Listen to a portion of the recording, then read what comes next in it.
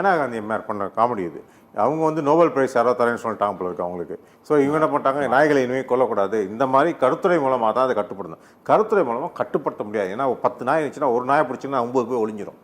ஒரு பெண் நாய் வந்து உயிரோடு இருந்தாலே ஒரு வருஷத்தில் 12 குட்டி போட்டுரும், 12 குட்டி.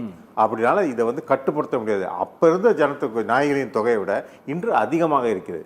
ஸோ இந்த ஒரு நாய் தலையில் 6000 ரூபாய் இருக்குன்னா கிட்டத்தட்ட 6 கோடி நாய்கள் இருக்கின்றன இந்தியாவில். 6 கோடி நாய் இன்ட்டு 6000 கால்குலேட் பண்ணி பாருங்க. அது வந்து ஒரு பெரிய தொகையில் வந்து முடியும். 3500 கோடி 3500 கோடி வந்து முடியும். ஸோ இந்த மாதிரி ஒரு வருமானம் இருப்பதால் அது செஞ்சுட்டு இருக்காங்க.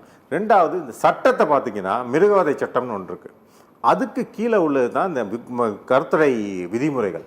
அது விதிமுறைகள். இந்த விதிமுறைகளை எல்லா கோர்ட்லையும் எல்லா கவர்மெண்ட்லையும் போய் பொய்யாக அதுதான் சட்டம் என்று பரப்பி உள்ளாங்க. ஓகே, என்ன விதிமுறைகளை வந்து சட்டம்னு பரப்புனால இப்போ தமிழ்நாடு அரசு கூட போன மாதம் வந்து முதல்வர் வந்து வெளியிடுறாரு. முதல்வரையே கோல்மால் பண்ணி என்ன சொல்கிறது, அவரை வந்து மேனிப்புலேட் பண்ணி அவரை ஏமாற்றிட்டாங்க. அவர் என்ன சொல்கிறாருன்னா உச்சநீதிமன்ற விதிமுறையின் உச்சநீதிமன்றத்தில் அந்த மாதிரி விதிமுறையே கிடையாது. அவரை மிஸ்கைட் பண்ணி வச்சுருக்காங்க. ஏன்னா இதில் பின்னாடி இருக்க ஊழல்னால.